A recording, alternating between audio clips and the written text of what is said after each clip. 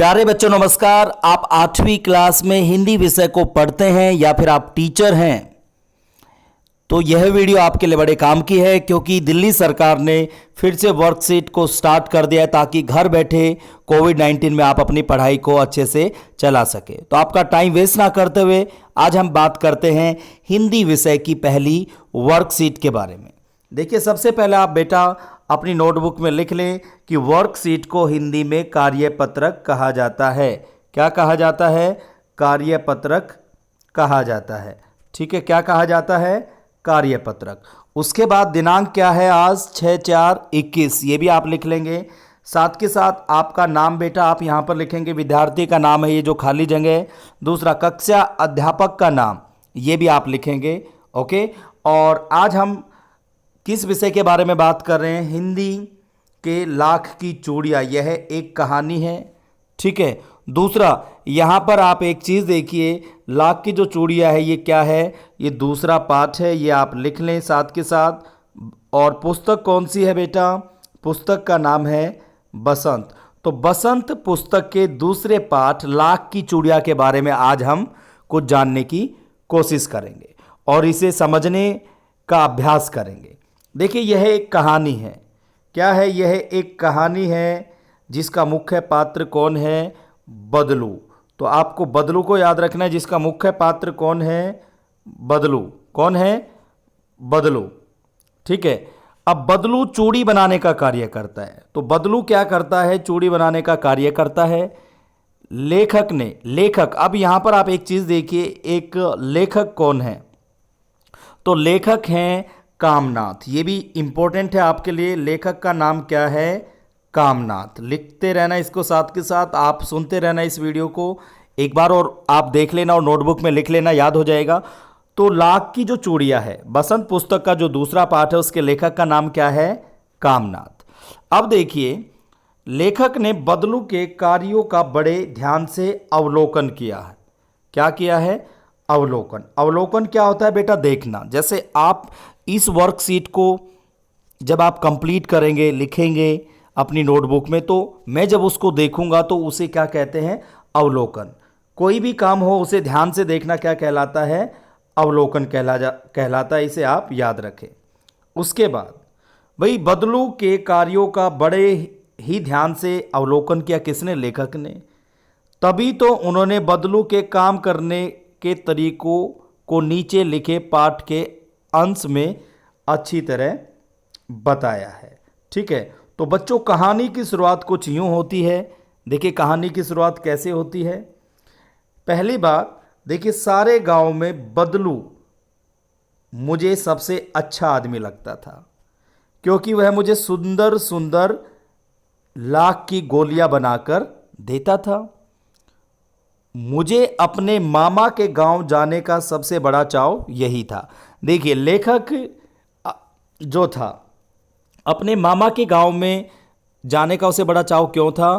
क्योंकि जो बदलू है उसे क्या करता था? लाख की गोलियां बनाकर देता था। ठीक है। जब मैं वहां से लौटता था तो मेरे पास ढेर सारी गोलियां होती थी, क्योंकि बदलू क्या करता था? लाख की गोलियां बनाता था। ठीक है। और भाई, लेखक को क्या मिलती थी? गोलियां मिलती थी, जो कैसी होती थी? रंग बिरंगिया गोलियां होती थी, जो किसी भी बच्चे के मन को मोह ले। देखिए, आप छोटे छोटे बच्चे हैं, 8th क्लास में पढ़ते हो, 8वीं क्लास में पढ़ते हो। जब आपको रंग बिरंगी गोलियां दिखती हैं, जिसे आप मार्बल्स कहते हैं, कंचे देखते हैं, तो आपका मन क्या होता है? उसकी तरफ चला जाता है और आपका मन करता है कि आप उन्हें ले लें। ठीक है। अब देखिए आगे क्या है। वैसे तो मेरे मामा के गांव का होने के कारण मुझे बदलू को बदलू मामा कहना चाहिए था, परंतु मैं उसे बदलू मामा न कहकर क्या कहता था? बदलू काका, जैसा कि हर एक गांव के सभी बच्चे उसे कहा करते थे। देखिए, वो अपने मामा के घर है, लेकिन बदलू मामा न कहकर उसे क्या कहता था? बदलू काका। जैसे आप किसी भी गांव में रहते हो, आप कहीं भी रहते हो आसपास, आप क्या कहते हो? काका, ताऊ, चाचा, ऐसे नामों का आप प्रयोग करते हैं। ठीक है। बदलू का मकान कुछ ऊंचे पर बना था, जैसा कि आप यहाँ पर देख पा रहे हैं।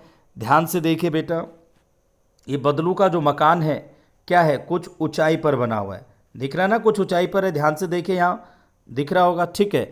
अब देखिए यहाँ पर आगे, मकान के सामने बड़ा सा सहन था जिसमें एक पुराना नीम का वृक्ष लगा था। उसी के नीचे बैठकर बदलू अपना काम किया करता था, ठीक है। और बगल में भट्ठी दहकती रहती थी। यहाँ पर आप देखिए, ये जो आप देख पा रहे हैं ये क्या है, ये भट्ठी है बेटा। क्या है? भट्ठी, क्योंकि वो जो भी काम करता था, जिसमें वह लाख पिघलाया करता था। सामने एक लकड़ी की चौखट पड़ी रहती थी जिस पर लाख के मुलायम होने पर वह उसे सलाख के समान पतला करके, क्या करके? पतला करके चूड़ी का आकार देता। पास में 4-6 विभिन्न आकार की बेलनुमा मुंगेरियां रखी रहती जो आगे से कुछ पतली और पीछे से मोटी होती। लाख की चूड़ी का आकार देकर वह उन्हें मुंगेरियों पर चढ़ाकर गोल और चिकना बनाता और तब एक एक कर पूरे हाथ की चूड़ियाँ बना चुकने के पश्चात वह उन पर रंग करता था। अब यहाँ पर आपने देखा कुछ ऐसे शब्द आए जो हमारे लिए क्या है, महत्वपूर्ण है। इसे आप अलग से लिखेंगे। जैसे देखो प्यारे बच्चों, यहाँ पर लाख एक प्रकार का क्या होता है, एक प्रकार का प्राकृतिक गोंद होता है, ठीक है। फिर सहन आया था। सहन को देखिए, दीवार आदि से घिरा हुआ स्थान, घेरा कह सकते हैं, बाड़ा कह सकते हैं, होता ना दीवार, जैसे 4 दीवारी हो तो उसे क्या कहेंगे, हम सहन कह सकते हैं, ठीक है। अब हम बात करें मुंगेरिया की। किसकी बात करें? मुंगेरिया की। ध्यान से देखिए, मुंगेरिया, मुंगेरिया क्या होता है? मुंगेरिया एक बेलन के आकार का ठोस लकड़ी का क्या होता है, टुकड़ा होता है। क्या होता है? एक बेलन के आकार का ठोस लकड़ी का टुकड़ा होता है। क्या? मुंगेरिया। जैसा कि आप सामने यहाँ पर देख पा रहे हो, ये क्या है? मुंगेरिया है, ओके। अब देखिए पहला क्वेश्चन, लेखक को मामा के घर जाना अच्छा क्यों लगता था? आपको छुट्टियों में किसके घर जाना अच्छा लगता है और क्यों? बड़ा आसान क्वेश्चन है। लेखक मतलब कामनाथ। लाख की जो चूड़िया है उसके लेखक कौन है? कामनाथ। उसको मामा के घर जाना अच्छा क्यों लगता था? क्योंकि उसे रंग बिरंगे गोलियां मिलती थी वहां पर, और गोलियां कौन बनाता था? बदलू। आप अपनी नोटबुक में इसको लिख लेंगे। उसके बाद आपको छुट्टियों में किसके घर जाना अच्छा लगता है, ये भी आप लिखेंगे इसमें साथ के साथ। मामा के घर, चाचा के घर, या फिर और कहीं भी आपको कहाँ जाना अच्छा लगता है जब आपकी छुट्टी हो, या आपकी छुट्टी ही थी तो आपको कहाँ जाना अच्छा लगा?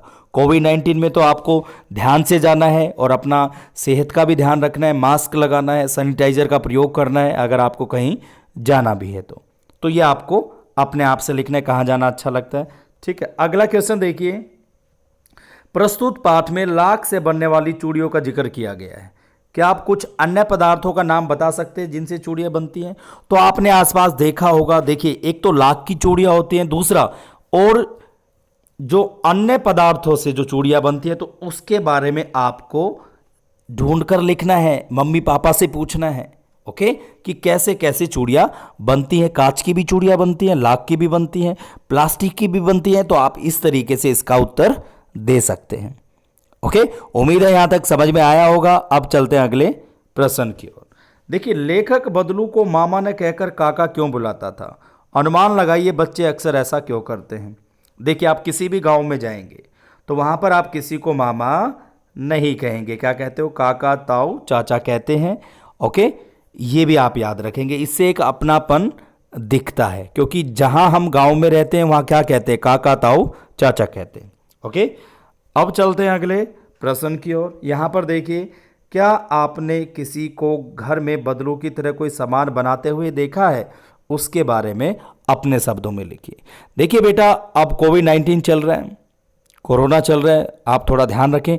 लेकिन आसपास आपने किसी को कोई भी काम करते हुए देखा है, मास्क बनाते हुए या कुछ भी और काम करते हुए, तो उसके बारे में इसके उत्तर में लिखना है, ओके। समझ में आ गया होगा। दूसरा यहां पर देखिए, 2 गज अथवा 6 फीट की शारीरिक दूरी का पालन करें। आप भले ही बेटा घर में हो, लेकिन 2 गज और 6 फीट की दूरी का पालन करें। शारीरिक दूरी मतलब दूरी बनाए रखें, और सावधानी रखें। तो इस वर्कशीट को आप अपनी नोटबुक में कर लेंगे। अगली वर्कशीट जो आएगी आपकी, उसके लिए इंतजार करें। और हिंदी विषय की सभी वर्कशीट लेने के लिए इस चैनल को सब्सक्राइब जरूर कर ले। Thank you. मिलते हैं अगली वर्कशीट के साथ। तब तक के लिए आप इसे पढ़ते रहें, याद करते रहें और इनके उत्तर नोटबुक में लिख लें। Thank you.